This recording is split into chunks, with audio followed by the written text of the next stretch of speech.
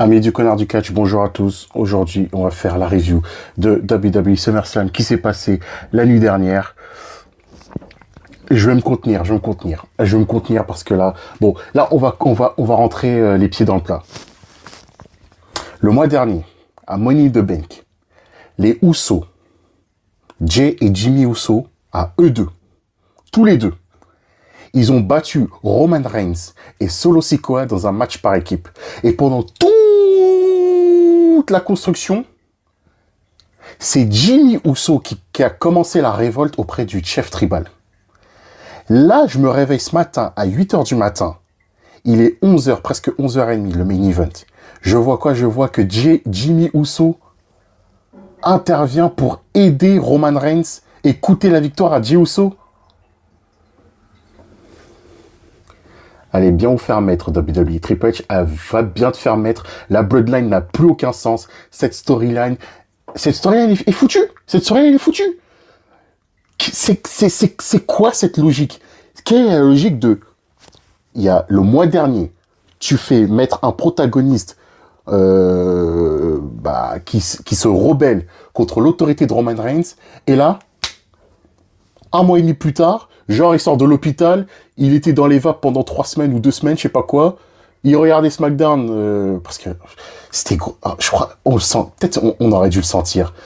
Chaque semaine, Paul Heyman qui rabattait à Jey Uso. Ouais, Jimmy, regarde bien. Tout ça, c'est la faute de Jey. Si t'es à l'hôpital, c'est la faute de Jey. Mais ça n'a aucun sens. Ça n'a aucun... Comment un mec qui lui, c'est lui qui a voulu faire la révolte, il est à l'hôpital. Il s'est fait défoncer par Roman Reigns et Solo Sikoa. Et après, on lui dit que c'est la faute de Jey. Et le mec, comme un con, comme un gogol, comme un débile, il y croit et il coûte la victoire à son frère. Mais ça n'a aucun sens. La storyline de la Bloodline n'a plus aucun sens. On va se taper Jimmy contre Jey Uso à Payback. Mais qu'est-ce qu'on en a à branler? Je ne vais même pas regarder ce PLE. Je vais passer mon temps à aller à l'Empire Convention, faire mes photos avec Alicia Milano, Joel McMahon et aller vous faire mettre WWE parce que là, vous donnez à manger à tous les détracteurs de la Bloodline. Et puis voilà. Ben voilà. Vous avez niqué quand même une belle storyline qui a duré 1 an et demi. Et là, bah, vous vous êtes crachés. Vous vous êtes crachés, les mecs. Vous êtes crachés en plein vol dans le plus grand show de l'été. Ah bah là, franchement, là, sur Twitter, les détracteurs de la Bloodline, là, qui arrêtent pas de vanner les mecs qui disent d'ici cinéma, là, ils sont bien pieds sur la table avec un verre de cognac en disant, bah, c'est ça votre cinéma, là? Votre cinéma qui n'a aucun sens? On dirait la trilogie de Star Wars sous Disney. Le 7, le 8, le 9, qui ne se connectent même pas. Voilà ce que j'avais besoin d'évacuer. J'avais besoin d'évacuer parce qu'en plus le main event était pourri. Le main event il a duré presque 40 minutes. De toute façon, le show du début jusqu'à la fin était soporifique. Je crois que c'est l'un des pires shows de l'année que j'ai vu. C'est l'un des pires shows que j'ai vu de l'année. Franchement, ce SummerSlam 2023, je n'ai même pas envie de le revoir. Ce show était heureusement que je l'ai pas vu en live. Heureusement que la voix dans ma tête, à 1h30 du matin, après que j'ai regardé ma vidéo sur Amine et Hugo, ma voix dans ma tête me dit non, ne regarde pas le show en live. Heureusement que j'ai pas regardé le show en live. Heureusement que j'ai regardé le lendemain matin à 8, je me suis réveillé à 8h. Et en plus, de toute façon, j'ai vu, le show avait duré 4h18. Avec un main event qui a duré presque 50 minutes. Entrée incluse, plus la promo package. Et le match était nul en plus. Le match était nul. Tu fais un tribal combat. Pourquoi tu n'as pas fait un décorum spécial pour ce match? Quand je regardais ce match, je dis, mais c'est même pas... Pourquoi ils ont appelé ça Tribal Combat? Ils aiment trop faire des appellations alors qu'il n'y a même pas de spécificité. Au pire des cas, tu sais que tu faisais quoi pour le Tribal Combat? Tradition samoane, je sais pas, tu ramènes des guerriers samoans. Pour les entrées des deux, ils font des chants samoans. Après, tu vois, tu fais un espèce de décorum, mais façon, tu vois, voilà comme le Viking match entre les Viking Raiders et Alpha Academy. Tu vois, tu mets un décorum façon, voilà, samoan. Là, tu as regardé ce match, ouais, bon.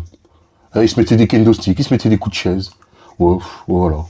Et après, Jimmy a retourné sa veste pour la Je sais pas, il a retourné sa veste d'une manière comme ça. Alors que c'est lui il se faisait bolos par Roman Reigns. Roman Reigns, il disait, hey, frérot, pourquoi tu rigoles à chaque fois? Et c'est lui qui a poussé Jay à faire la révolte contre le chef tribal, contre ses abus. Et bah, du jour au lendemain, voilà. Le mec, il a eu besoin d'être à l'hôpital pour se réveiller et retourner son cerveau.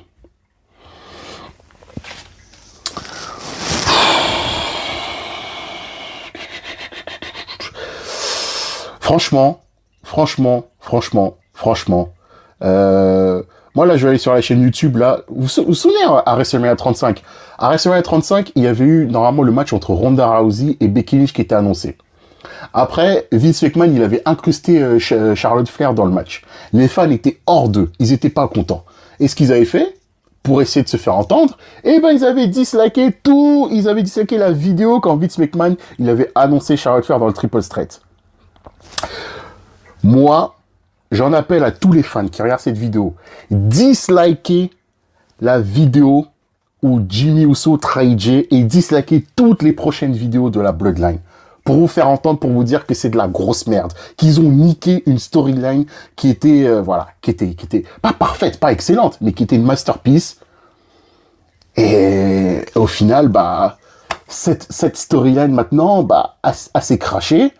Et comme elle a, pendant plusieurs mois, elle a englouti toutes les autres storylines, et que quand tu regardais les autres matchs, bah, franchement, le public de Détroit, mais ils étaient alcoolisés ou quoi? Tu regardais le show, ils ont popé que, quoi, 3 fois. Allez, 3 fois dans le show. Ils avaient popé sur l'espèce de reverse DDT de Logan Paul sur Ricochet. Ils ont popé sur le cash-in. Ils ont popé sur les comebacks de Cody Rhodes. Mais après, c'était le calme plat. Les mecs, ils avaient bu quoi? Même dans le main event, ils dormaient. Heureusement que, bon, Roman Reigns, il joue avec la foule et tout. Mais franchement, ce SummerSlam était une catastrophe. Là, on va faire un rerun sur le début du show. Pourtant, ça avait bien commencé. Logan Paul contre Ricochet. Bon match, bon opener. Victoire de Logan Paul avec un point américain. Mais il y a eu des bons spots. Logan Paul, c'est un bon troller. Le mec qui a trollé le Power Slam de Braun Strowman. Il a limite. Les mecs, ils ont dit, il a imité Hulk Hogan quand il fait la leg drop en grand écart. Mais pour moi, il a imité Nikita Lyons, hein. Quand Nikita Lyons a mis son gros cul sur son adversaire pour gagner ses matchs. Il a fait la même, Logan Paul. Il a mis son petit cul moelleux sur Ricochet, là, pour faire rager Samantha Irvine, et puis voilà. Ah, Logan Paul, c'est un bon. Premier match, bon. Je lui donne un 3,5 sur 5. Deuxième match, Brock Lesnar contre Cody Rhodes. Ce match était quand même assez atypique, parce que je crois le match, il a duré plus de 10 minutes, ou presque 20 minutes. Déjà, Brock Lesnar, je me suis dit, mais attends, le frérot, il a quand même là, vraiment voulu... là, il s'est donné, là, quand même. Hein. On s'est cru à un remake de SummerSlam 2014, quand Brock Lesnar, il avait déboîté John Cena. Mais là, Cody Rhodes, il s'est fait déboîter. J'avais un peu peur que la foule commence un peu à faire quoi? Attends, Cody Rhodes se faire déboîter comme ça, mais quand il y a eu les comebacks, bah, la foule, voilà, ça c'est vraiment le catch à l'ancienne. Le babyface, comme à l'époque de John Cena, le babyface qui se fait déboîter, qui se fait dominer, il fait 2-3 signature moves, et après il fait ses finishers, et puis la victoire, et on part sur un feel good moment, et franchement, en fait, le match était stylé. La construction était stylée. Voilà. Brock Lesnar, il a déboîté, hein. Souplex, belly to belly overhead souplex, F5 sur la table des commentateurs, F5 à l'extérieur, Kimura lock. Il a fait la totale, coup du bélier dans le coin. Et il a varié l'arsenal, là. Il a fait la variation. Et après, Cody Rhodes qui revenait à chaque fois les comebacks. Et en fait, en fait, crescendo, ça faisait monter la foule. Et ça, c'était intelligent. Parce qu'après, dès qu'il a commencé à faire ses Diamond Cutter, et après les 3 Crossroads, et ben la foule a explosé. Victoire de Cody Rhodes. Et la fin était assez surprenante parce que Brock Lesnar a serré la main à Cody Rhodes. Bon, À la fin, je me suis dit, quand j'ai vu ça, je me suis dit, ah, bon, bah, Brock Lesnar, c'est le barreau d'honneur, c'est la fin. Mais après, quand tu vois le promo package de Payback, Brock Lesnar y apparaît. Donc, est-ce que vraiment il y en a fini avec la WWE? Je pensais qu'après Cody Rhodes, ça aurait été vraiment terminé, mais avec lui, de toute façon, à chaque fois, il dit c'est terminé, mais après, il revient. Comme pendant le Covid, dès qu'il avait fini son programme avec Drew McIntyre, on disait que c'était terminé, il avait pu revenir, il était revenu à SummerSlam. Ensuite, et là, c'est là que SummerSlam a coulé. C'est là que SummerSlam a coulé. Le MMA Rules match entre Ronda Rousey et Shayna Baszler. Je crois que c'est le pire match que j'ai vu de ma vie. Le pire match que j'ai vu. C'est le pire match. Encore une fois, là, comme je le disais avec le Tribal Combat, ils ont dit MMA Rules match. Pourquoi les mecs, ils ont pas fait un espèce de décorum MMA? Allez, ils auraient dû les mettre dans le fight pit, dans la cage, là, le fight pit. Ça ressemble un peu à l'octogone. Là, ils étaient dans un ring. C'est là que c'est là que la foule a commencé à prendre des cachets, hein, parce que là, c'était complètement mort, là. Déjà, j'entendais aussi quelques fans dire boring. Mais pourquoi avoir foutu ce match en MMA Rules? Bon, victoire de Shayna Baszler. Voilà, Osef, hein. Osef, on en a rien à cirer, puis voilà. Triple H, franchement, je sais pas ce qu'il fume en ce moment. Ensuite, Battle Royale. Ah oui, ils ont popé sur LA Knight aussi, j'avais oublié LA Knight. Battle Royale Slim Jim, LA Knight a gagné, voilà. Feel good moment. La foule a popé. Là, c'était bien. Ensuite, on passe. Là, je vais faire dans le désordre un peu, je crois. Je crois qu'on est passé à Drew McIntyre contre Gunther. Très, très, très grosse déception. Ce match, très, très grosse déception. Je sais pas ce qui s'est passé dans ce SummerSlam, mais les catcheurs, on dirait qu'ils étaient fatigués. Hein. Il n'y avait pas de chimie. Déjà, pas de chimie avec la foule. Et on dirait qu'il n'y avait pas de chimie entre eux. Je sais pas ce qui se passait. Même Drew McIntyre, Gunther. Franchement, Drew McIntyre, Gunther, je m'attendais à un match à la Sheamus, Gunther à Clash of the Castle, un 5 étoiles ou un match qui allait truster le 5 étoiles. C'était un match basique. Je crois qu'il n'a même pas duré 15 minutes. Hein. Drew McIntyre, Claymore Kick, Kick Out. Ils sont dans la deuxième corde. Ils balancent Drew McIntyre, les coucougnettes sur les cordes, splash, powerbomb, 1, 2, 3, terminé. Voilà. C'était pas un match épique. C'était pas du tout épique. Osef. C'est freaking Rollins contre Finn Balor. Alors, tirez-moi une balle aussi pour cette feud. Parce que quand je regardais ce match, t'aurais pu foutre à Raw, en fait, ce match. C'était limite un match de weekly. Hein. Parce que franchement, en fait, on a eu les mêmes redondances.